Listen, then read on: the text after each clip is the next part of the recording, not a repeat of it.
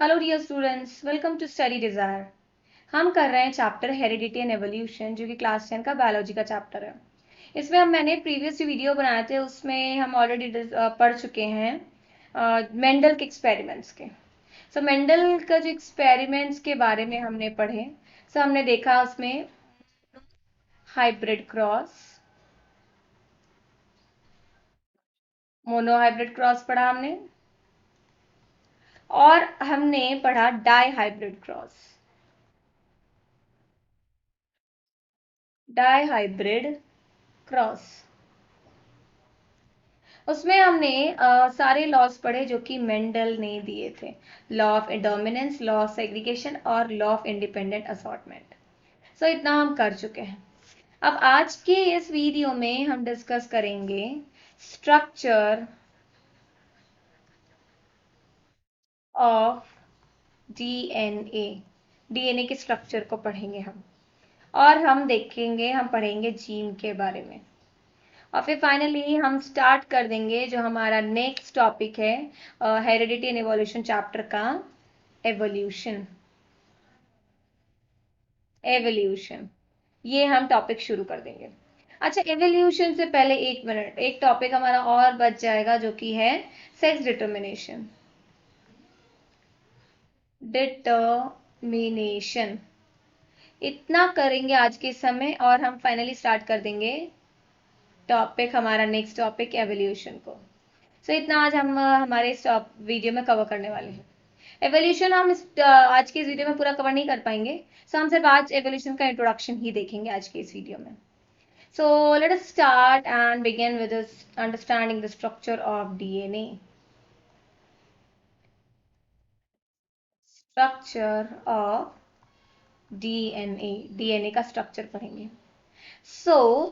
अगर हम डीएनए का फुल फॉर्म लिख देखते हैं, वो है डीऑक्सी राइबो न्यूक्लिक एसिड।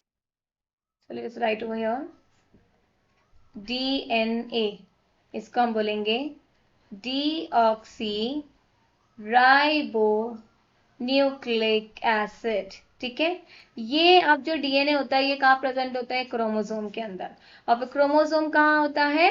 जो पर्टिकुलर सेल के न्यूक्लियस में। अगर हम यहाँ बात कर रहे हैं डीएनए की, डीएनए कहाँ होता है? क्रोमोसोम में। और क्रोमोसोम कहाँ होता है? न्यूक्लियस में। और न्यूक्लियस कहाँ होता है? सेल के अंदर। पर्टिकुलर इस फॉर्म में हमें देखने को मिलता है, सेल के अंदर होता है न्यूक्लियस, न्यूक्लियस के हम अंदर हमें देखने को मिलता है इस टाइप के क्रोमोसोम्स, और क्रोमोसोम्स के अंदर जो स्पाइरल फॉर्म में होता है, and that is the DNA. Now it is like first isolated by the scientist Frederick. हम यहाँ पे लिखेंगे it is first isolated by the scientist Fredericks. हम यहाँ नीचे लिख लेते हैं साइंटिस्ट का नाम, Friedrich measure.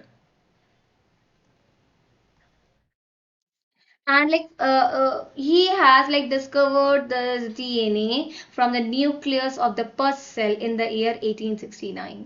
So here we can write from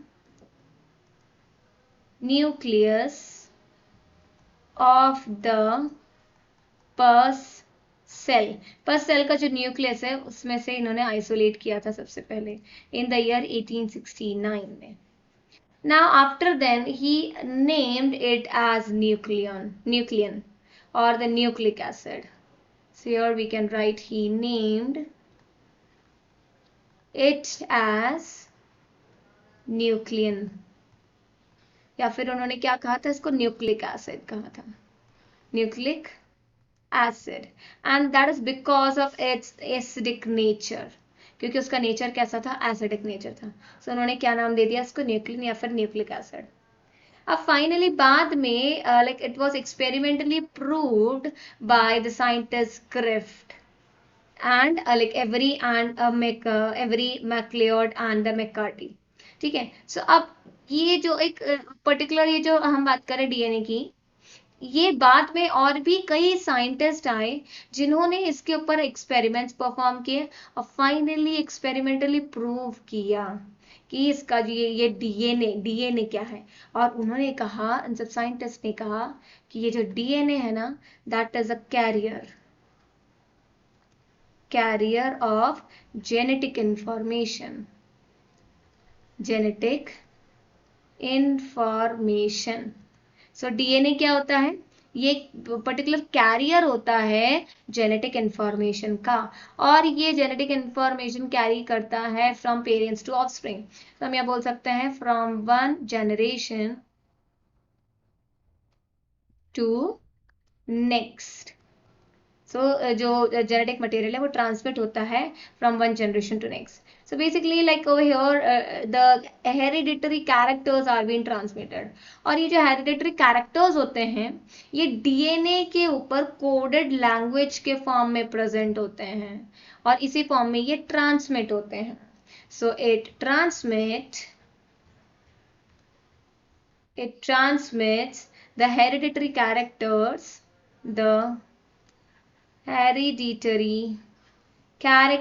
in a coded language.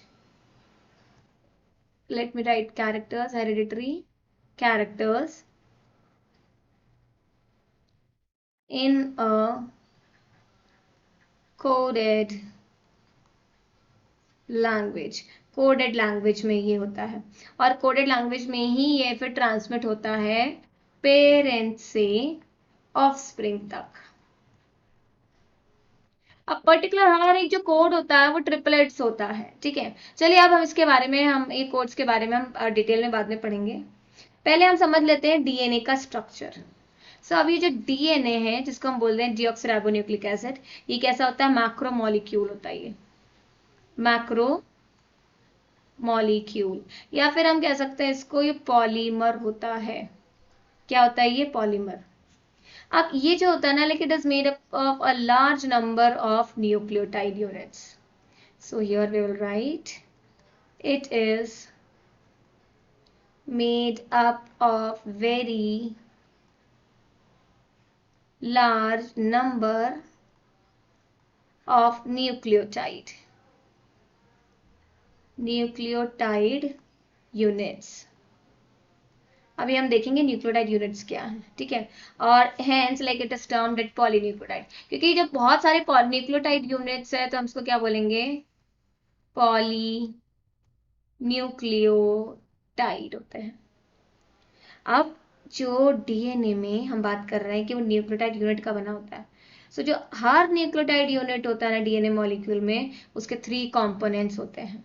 सो अब हम बात करेंगे न्यूक्लियोटाइड्स की, डिटेल में पढ़ेंगे हम न्यूक्लियोटाइड को। न्यूक्लियोटाइड, सो पर्टिकुलर जो न्यूक्लियोटाइड होता है, it has like main 3 components. It has 3 components, very important, बहुत ही आपको ध्यान से ये देखना है कि इसके कौन कौन से इंपॉर्टेंट कंपोनेंट्स होते हैं। 3, इसके 3 कंपोनेंट होते हैं। सबसे पहला हम बोलेंगे डीऑक्सी राइबोस, और ये क्या होता है? ये शुगर होता है, डीऑक्सी राइबोस शुगर, ठीक है। यहाँ पे हम बोलेंगे इसको deoxy ribose sugar, and it is the pentose sugar, pentose sugar, और ये क्या होता है? पेंटोज शुगर होता है। अब नेक्स्ट देखते हैं हम, जो कि है दूसरा इसका component, the nitrogenous base pairs. Nitrogenous base pair, so like each nucleotide unit they has a nitrogen containing base, और जिसको हम बोलते हैं नाइट्रोजनस बेस पेयर। सो हम यहाँ पे लिखेंगे नाइट्रोजन कंटेनिंग बेस है। हर न्यूक्लियोटाइड में एक नाइट्रोजन कंटेनिंग बेस होता है। अब जो डीएनए मॉलिक्यूल में जो नाइट्रोजनस बेसेस होते हैं वो 2 टाइप के होते हैं। So nitrogenous bases are of two types. पहला इसमें होगा, उसको बोलेंगे प्यूरीन्स। प्यूरीन्स प्यूरीन्स जो डीएनए का मॉलिक्यूल, जो प्यूरीन्स होता है, जो डीएनए मॉलिक्यूल में होता है, वो कौन कौन से होते हैं? दो, एडेनाइन एंड गुआनिन। तो एडेनाइन को हम जो शॉर्ट फॉर्म लिखते हैं वो क्या लिखते हैं? ए, और गुआनिन को शॉर्ट फॉर्म लिखते हैं वो है जी। अब अगला जो होता है इसमें दूसरा जो टाइप है वो है पायरिमिडीन। सो मैं लिख लेंगे पायरिमिडीन्स। सो अब ये जो पायरिमिडीन्स होता है ना, pyrimidines and DNA molecule, like it is of दो तरीके होते हैं वो। एक होता है साइटोसिन, जिसको हम लिखते हैं कैपिटल सी, और दूसरा होता है थाइमीन, जिसको हम लिखते हैं कैपिटल टी। सो प्यूरीन्स क्या होते हैं? एडेनाइन और गुआनिन, और जबकि पायरिमिडीन होते हैं साइटोसिन और थाइमीन। बहुत इंपॉर्टेंट। सो अभी तक हमने न्यूक्लियोटाइड के तीन कंपोनेंट्स में से दो देख लिए, डीऑक्सीराइबो शुगर और दूसरा नाइट्रोजनस बेस पेयर। इसका जो तीसरा कंपोनेंट है वो है phosphate sugar, phosphate group. Phosphate group है ये। अभी जो फॉस्फेट ग्रुप होता है ये कंटेन करता है एक phosphorus atom. Contain phosphorus atom, it has a phosphorus atom, और साथ ही साथ में इसमें चार like specifically linked oxygen atoms होते हैं। हम लिखेंगे contain phosphorus atom and four specifically linked, specifically हम बोल सकते हैं लिंक्ड होते हैं ऑक्सीजन के एटम, ऑक्सीजन एटम। सो ये क्या होता है? फॉस्फेट ग्रुप होता है। सो यहाँ पे अभी हमने देखा कि लाइक जो न्यूक्लियोटाइड होता है डीएनए मॉलिक्यूल में, सो पर्टिकुलर ये डिपेंड करता है कि उसमें कौन सा नाइट्रोजनस बेस पेयर प्रेजेंट है। सो ये जो फॉस्फेट है, सॉरी इसका हम स्पेलिंग सही करेंगे पहले, फॉस्फेट है, ये क्या है हमारा? Phosphate, phosphate group. सो इसका हम पहले सिर्फ एक न्यूक्लियोटाइड का डायग्राम देख लेते हैं। सो हमने बात की कि जो न्यूक्लियोटाइड है उसमें क्या होता है? एक शुगर होता है, पेंटोज शुगर। सो मैं यहाँ बना देती हूँ, ये हो गया हमारा राइबोस शुगर। ओके, अब इसके जो फिफ्थ कार्बन पर अटैच, यहीं से अटैच होता है जो फॉस्फोरस का फॉस्फेट ग्रुप, और हमने पढ़े थे उसमें कितने ऑक्सीजन होते हैं? 4 ऑक्सीजन आइटम होते हैं। और इसके जो पहले कार्बन पर अटैच होता है बेस, जो कि है नाइट्रोजनस बेस पेयर। सो ये पूरा मिलकर के बनाता है न्यूक्लियोटाइड। और यही न्यूक्लियोटाइड जो होते हैं ना डीएनए में अरेंज होते हैं, और फाइनली एक के बाद सपोज मान लीजिए यहाँ पे एक राइबोस है, इसके बाद में एक अलग नीचे राइबोस होगा, इस टाइप में पूरा एक चेन बनती है। ठीक है, बैकबोन किसकी होती है? फॉस्फेट शुगर की बैकबोन होती है, और जो बेसिस होते हैं वो बीच में होते हैं। सो डीएनए स्ट्रक्चर को भी हम स्टडी कर लेंगे कि डीएनए का स्ट्रक्चर कैसा है, और उसमें ये जो न्यूक्लियोटाइड है किस तरह से अरेंज है। सो हम नेक्स्ट पेज पे आते हैं और हम डीएनए के स्ट्रक्चर को स्टडी करेंगे। अब यहाँ पर हम देख सकते हैं ये क्या है? डीएनए है। Okay, double helical structure DNA. अब यहाँ पर इतने पोर्शन को, डीएनए के इतने पोर्शन को जूम करके दिखाया है।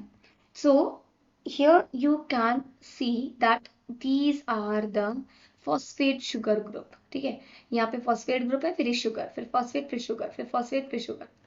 अब यहाँ पे जो शुगर के जो पहले कार्बन से अटैच है नाइट्रोजनस बेस पेयर, सो फॉस्फेट ग्रुप, फिर शुगर, फिर फॉस्फेट, फिर शुगर, फिर फॉस्फेट और फिर शुगर, इस टाइप में होता है।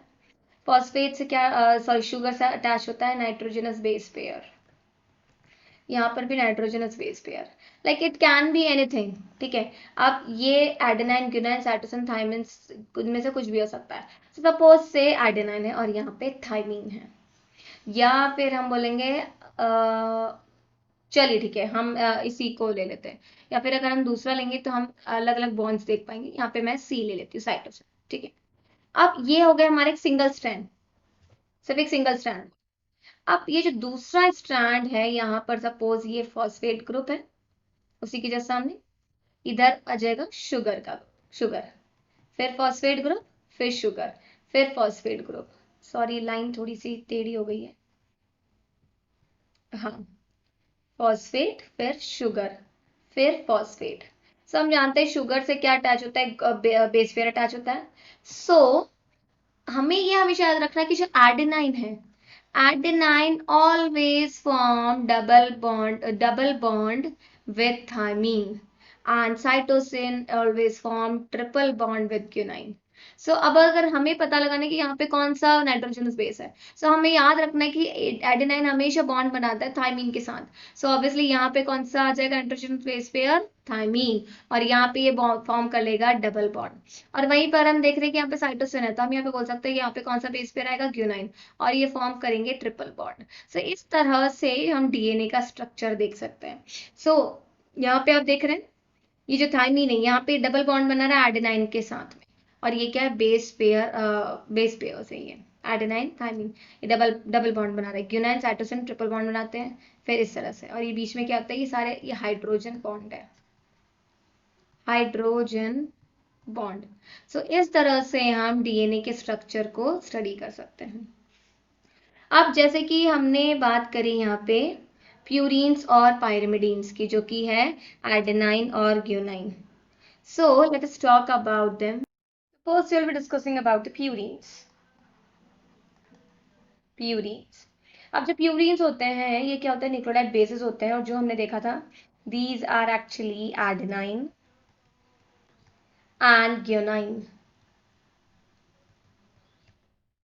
So basically जो प्यूरीन्स में ये जो एडेनाइन ग्यूनाइन है, ये और जो पायरामिडीन है, प्यूरीन और पायरामिडीन, ये दोनों कैसे डिफरेंट है, इनमें जो हम कह सकते हैं जो रिंग्स है, नंबर ऑफ रिंग्स डिफर करती है, इस वजह से ये दोनों अलग हैं। पर्टिकुलर जो प्यूरीन्स होते हैं ये लार्जर होते हैं, these are larger as they have two rings, इनमें दो रिंग्स होती हैं। So like purines are larger than the pyrimidines as it has two ring structure, दो रिंग स्ट्रक्चर होता है। और वहीं पर अगर हम बात करें पायरिमिडीन्स की, so let's write over here pyrimidines. Okay, so pyrimidines और प्यूरीन्स में ये अंतर है कि पायरिमिडीन्स हम जानते हैं क्या है, थाइमीन और साइटोसिन। सो पर्टिकुलर इनमें जो रिंग्स है वो कितने हैं, सिर्फ एक रिंग होता है, वन रिंग स्ट्रक्चर होता है, और ये प्यूरीन से छोटा होता है। ओके, और अगर हम बात करें कि कुछ एग्जाम्पल्स की, ठीक है, तो हम बोल सकते हैं कि जो प्यूरीन्स है, सपोज ये प्यूरीन्स, हम एडेनाइन और ग्यूनाइन की बात कर रहे हैं, तो ये सब पर्टिकुलर क्या होता है, इनमें अलग अलग टाइप के। तो यहाँ पे हम एक की ही बात कर लेते हैं, एडेनाइन के स्ट्रक्चर की बात कर लेते हैं। तो एडेनाइन का जो स्ट्रक्चर होता है उसमें ये एक तो रिंग ये होती है। Okay, now like here it is nitrogen attached, और यहाँ पर क्या अटैच होता है, अमोनियम ग्रुप।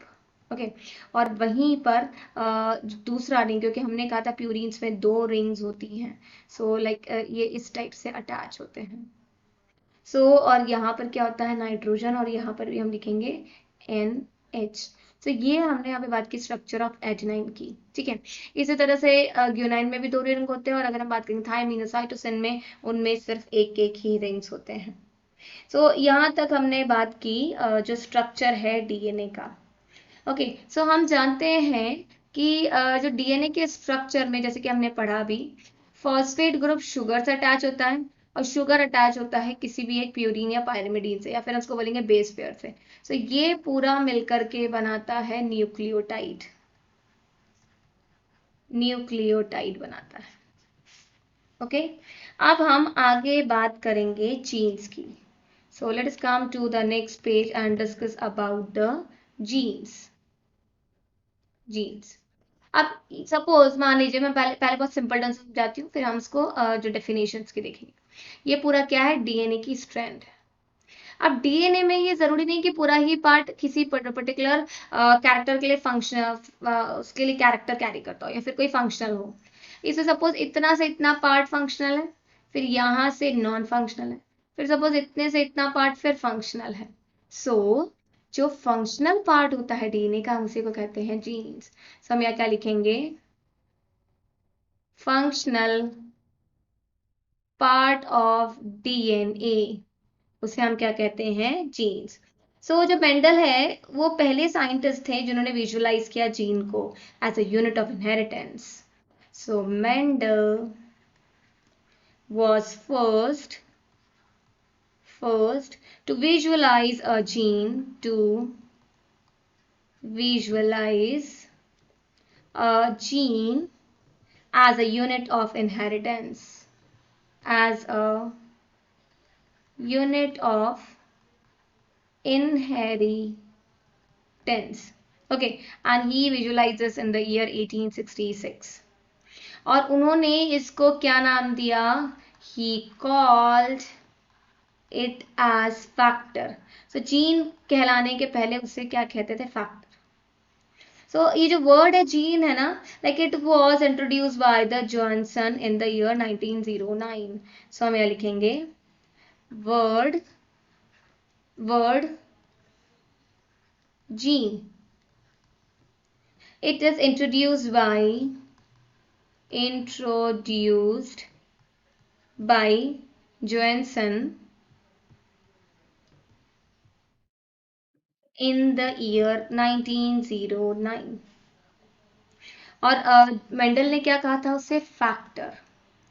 अब पर्टिकुलर ये जो जीन है ये किसी भी एक कैरेक्टर के लिए कोड उसमें होता है। ओके, सो सपोज हमें पता है कि ये जो क्रोमोसोम है, क्रोमोसोम में अलग अलग टाइप के जीन्स प्रेजेंट होते हैं। सो कुछ हो सकता है कि आई कलर के लिए, हेयर टेक्सचर के लिए, यहाँ हो सकते हैं हाइट के लिए। सो इस टाइप के अलग अलग उसमें अलग अलग टाइप के जीन्स प्रेजेंट होते हैं।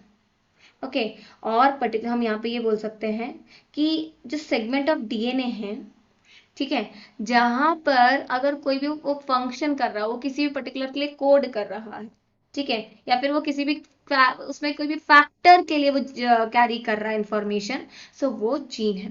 और क्रोमोसोम के ऊपर क्या होते हैं, डीएनए होते हैं। सो यहाँ पे हम लिखेंगे जो पर्टिकुलर जीन्स होते हैं वो कहाँ होते हैं, डीएनए पे। डीएनए कहाँ होता है, क्रोमोसोम्स में, गेटिंग। और फाइनली क्रोमोसोम्स कहाँ आता है, न्यूक्लियस में, और न्यूक्लियस होता है सेल के अंदर। तो इस तरह से इसकी अरेंजमेंट हमें देखने को मिलती है।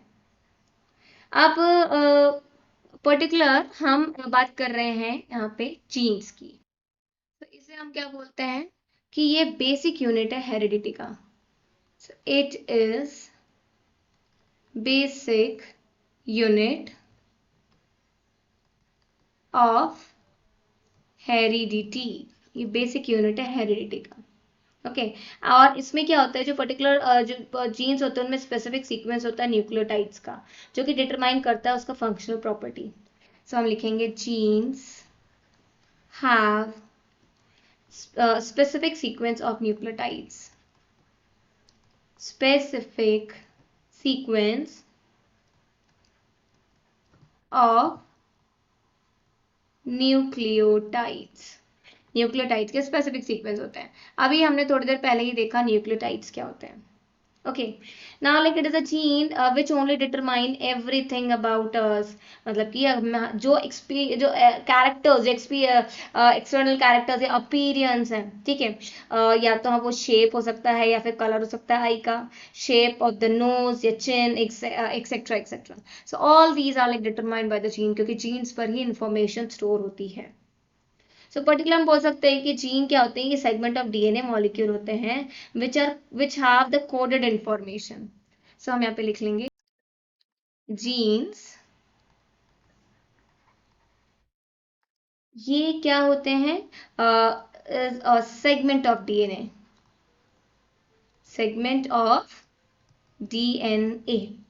Okay, DNA molecule, segment of DNA molecule which has coded information, which has coded information, जिसमें कि कोडेड इंफॉर्मेशन होती है ताकि वो एक पर्टिकुलर तरह का टाइप वो प्रोटीन बना सके टू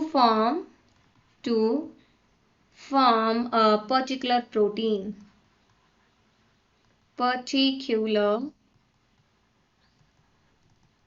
ताकि वो एक तरीके का प्रोटीन बना सके सेल के अंदर. So like these proteins can function either as structural or the functional protein. So यही proteins है जो कि अलग अलग expression के लिए responsible होते हैं. Okay, so like during gene expressions also, like DNA was copied into RNA. और फिर finally जो RNA ये directly functional होता है या फिर form करता है कि intermediate product, ठीक है. और जो proteins बन रहा है, ये जो segment है DNA के ऊपर जिससे proteins form हो रहे हैं, और यही प्रोटीन बेसिकली एक्सप्रेस करते हैं एक्सप्रेशंस को. सो यहाँ तक हमने बात करी जो स्ट्रक्चर ऑफ डीएनए का और जीन का. अब हम फाइनली यहाँ पे डिस्कस करेंगे लास्ट में सेक्स डिटर्मिनेशन.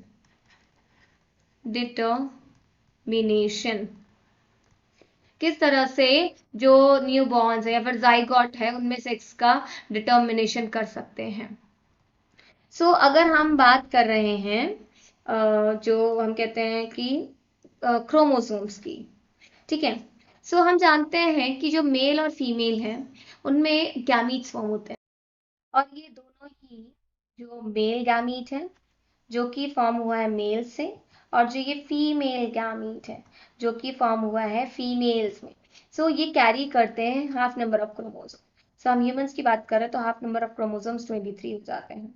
ओके, अब ह्यूमंस में जो 23 पेयर होते हैं क्रोमोसोम्स के, ओके, 23 पेयर ऑफ क्रोमोसोम्स, ठीक है. सो लाइक दे आर उसमें सारे ही पेयर्ड नहीं होते हैं, ठीक है, एग्जैक्टली पेयर्ड नहीं होता है. सो इसमें पर्टिकुलर जो 22 पेयर्स होते हैं ना, वो कैसे होते हैं, पेयर होते हैं, पेयर्ड होते हैं, सिमिलर पेयर्ड होते हैं. लेकिन जो लास्ट एक होता है वो कैसा होता है, अगर इसकी बात करें हम मेल्स में, फीमेल्स में तो ठीक है ये पेयर होता है, फीमेल्स में कैसे होता है, ये जो लास्ट क्रोमोसोम होता है वो उसको हम क्या बोलते हैं, सेक्स क्रोमोसोम, ठीक है. इसीलिए हम क्या बोलते हैं, जो 22 हम बोल रहे हैं 22 पेयर्स होते हैं, ठीक है. सो ये कैसे होते हैं, इन्हें हम बोलते हैं ऑटोसोम, या लिख लेते हैं हम ऑटोसोम. जबकि एक जो बचा होता है वो क्या होता है, एक होता है सेक्स क्रोमोसोम. सो फीमेल्स में तो ये एक्स एक्स होते हैं, एग्जैक्टली पेयर्ड होते हैं, लेकिन मेल्स में ये होते हैं X Y. Okay, so now like this, like females have similar XX chromosomes, okay, whereas in males like it is at heterogenetic and forms two types. Okay, मतलब ये जो है X है और ये Y है. Now the sex of the baby will be dependent on the fertilization, कि किस क्या फर्टिलाइजेशन मतलब गैमेट फॉर्मेशन में X गया है या Y गया है, इसी से हम डिटरमाइन कर सकते हैं सेक्स ऑफ द बेबी. सो हम अगर बोलेंगे कि अगर बात करते हैं गैमीट फॉर्मेशन की, गैमीट फॉर्मेशन, सो अगर हम फीमेल्स में गैमीट फॉर्मेशन की बात करेंगे, सो हम जानते हैं इसमें एक्स एक्स है, सो दो गैमीट फॉर्म होगा एक्स और एक्स. सो इसमें तो कोई चांस ही नहीं है कि ये डिटरमाइन कर सके कि सेक्स ऑफ द बेबी. लेकिन अब अगर हम बात कर रहे हैं मेल्स की, सो मेल्स में क्या होता है, एक्स वाई. सो अगर एक गैमीट बनेगा एक्स का और एक बनेगा वाई का. अब लाइक इट इज रैंडम. अब सपोज ये जो है ये क्रॉस कर गया इसके साथ में और क्या बना लिया, एक्स एक्स, तो क्या हो जाएगा यहाँ पे, this would be the girl. यहाँ पे हम क्या बोल सकते हैं, जो जाइगोट है वो क्या है, गर्ल है. लेकिन वहीं पर अगर जो दूसरा है this x, it will fuse with this y. So अब यहाँ पे क्या बन जाएगा, एक्स वाई. सो अब जो चांस है वो किसके, जो जाइगोट है वो क्या है, बॉय है. सो इसलिए हम कह सकते हैं like there is 50% chance, there is 50% chance of getting girl और बॉय। ठीक है। सो इसी तरह से जो जाइगोट है उसका हम जो सेक्स आइडेंटिफाई कर सकते हैं। सो अगर सपोज मान लीजिए जाइगोट है, जाइगोट में एक्स एक्स है, मतलब वो क्या है, zygote it will be the girl.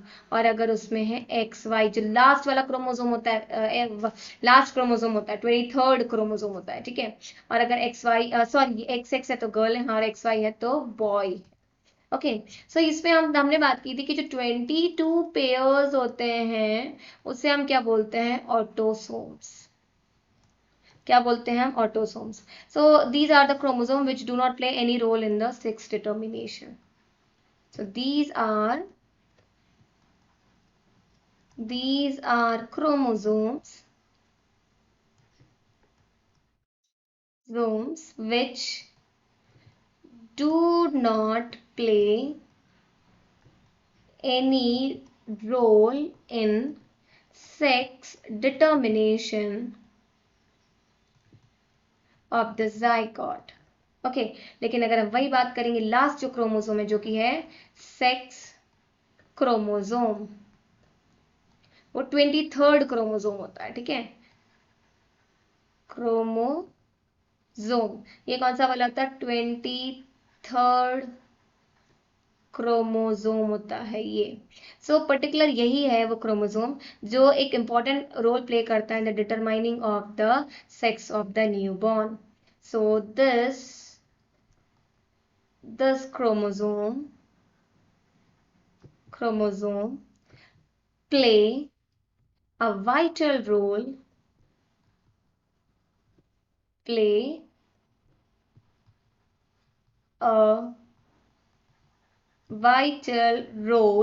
in determining the sex of the newborn, in determining the sex of the newborn. Okay. So अगर जो स्पर्म्स है, क्योंकि अब हम जान गए हैं कि मेल पर ही ये मेल कौन सा गैमी, मेल से कौन सा गैमीट आ रहा है उसी से डिटरमाइन होता है। सो सपोज यहाँ पर चलिए हम यहाँ यूज कर लेते हैं, यहाँ पे हम बात कर लेते हैं स्पर्म की। स्पर्म, ठीक है। स्पर्म हम जानते हैं कैसा होता है, हैप्लॉइड होता है। सो अगर ये स्पर्म लेकर के आ रहा है एक्स क्रोमोसोम, तब तो फिर फर्टिलाइजेशन के बाद में जो जाइगोट फॉर्म होगा वो जाइगोट क्या होगा, गर्ल होगा। लेकिन अगर स्पर्म ले करके आ रहा है वाई क्रोमोसोम, तो फिर अब ये जो जाइगोट है ये क्या होगा, बॉय होगा। सो आज के इस वीडियो में हमने बात करी है जीन डीएनए की। नेक्स्ट पेज पे आ जाते हैं। हाँ, आज के इस वीडियो में हमने समझा है डीएनए को, डीएनए का स्ट्रक्चर, जीन्स को समझा है, और हमने बात कर ली है सेक्स डिटर्मिनेशन की। अब क्योंकि हमारे पास टाइम है तो हम हमारा जो नेक्स्ट टॉपिक है एवोल्यूशन उसको स्टार्ट कर सकते हैं। सो हम एवोल्यूशन के बारे में बात करेंगे और हम देखेंगे कि किस तरह से जो लाइफ है वो ओरिजिनेट हुई थी अर्थ पर। सो आज हम इस जो वीडियो में एवोल्यूशन के बारे में डिस्कस करेंगे वो सिर्फ हम एक ओवरव्यू देखेंगे, ओके।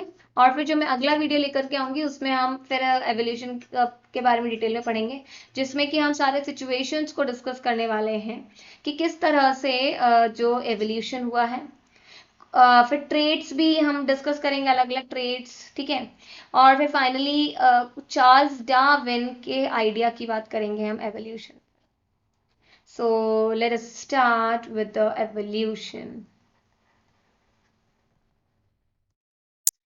अब हम एवोल्यूशन को क्या बोल सकते हैं, अगर हम हिंदी में बात करें और बहुत ही जनरल सी बात करें, तो हम कह सकते हैं कि स्लो एंड ग्रेजुअल चेंज हो रहा है, हर चीज में चेंज हो रहा है, लेकिन जो स्लो और ग्रेजुअल चेंजेस हैं so it is actually a sequence of slow and gradual changes, और ये चेंजेस कैसे हैं? इरिवर्सिबल चेंजेस हैं।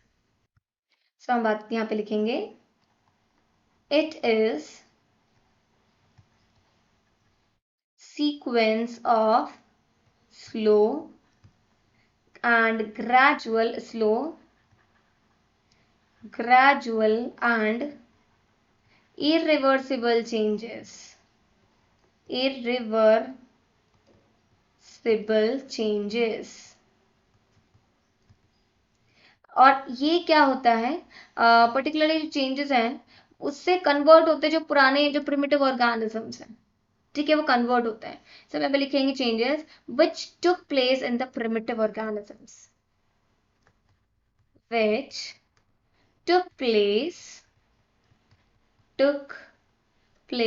in primitive organisms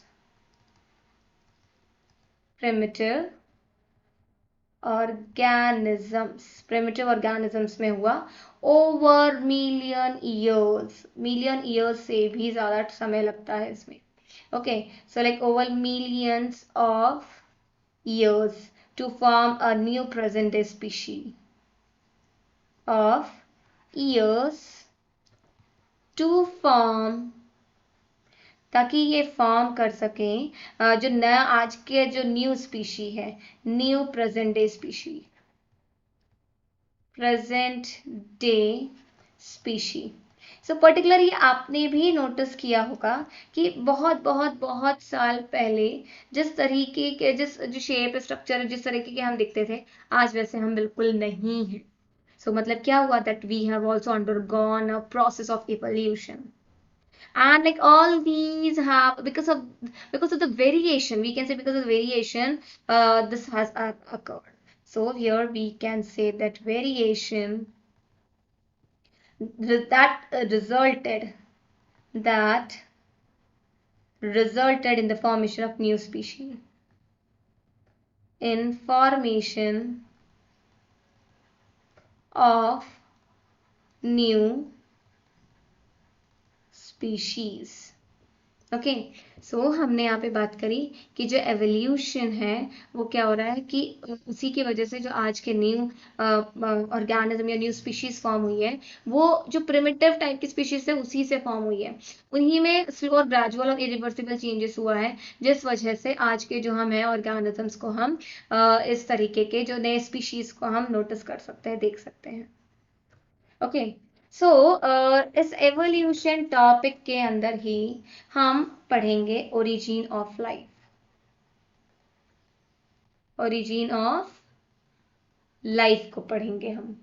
ओके, अब इसके बाद में हम देखेंगे कि कुछ थ्योरीज जो कि अलग अलग साइंटिस्ट ने दी थी।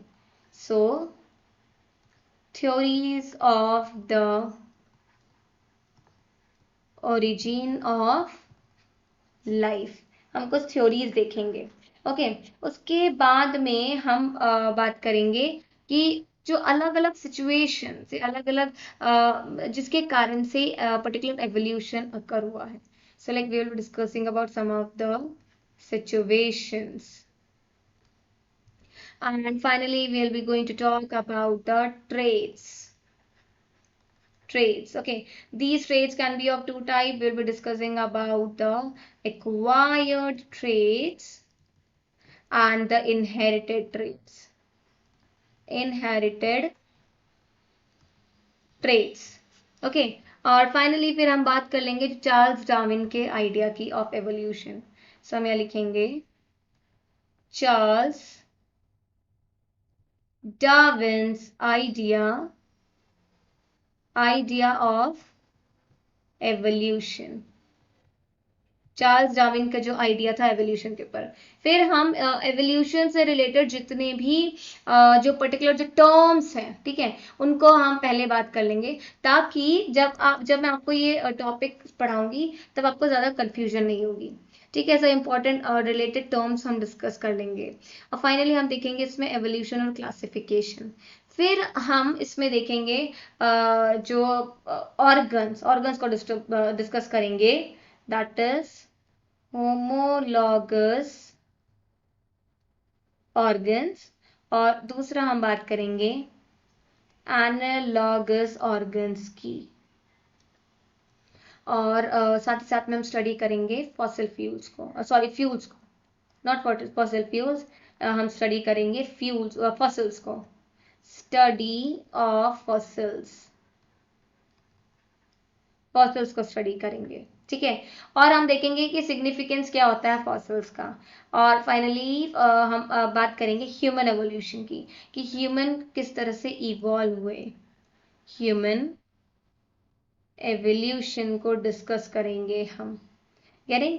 और फिर लास्ट में like we will be discussing about the some of the like characters और ट्रेड्स, ओके। और इसी से रिलेटेड हम जितने भी जो टर्मिनोलॉजीज हैं उन्हें भी हम डिस्कस कर लेंगे। सो आज के इस वीडियो में इतना ही। अब मैं अगला आपके लिए वीडियो लेकर के आऊंगी जिसमें हम इन सब टॉपिक्स को कवर करेंगे। So thank you for watching the video. अगर आपको ये वीडियो अच्छा लगे तो प्लीज़ चैनल को लाइक और सब्सक्राइब कीजिए।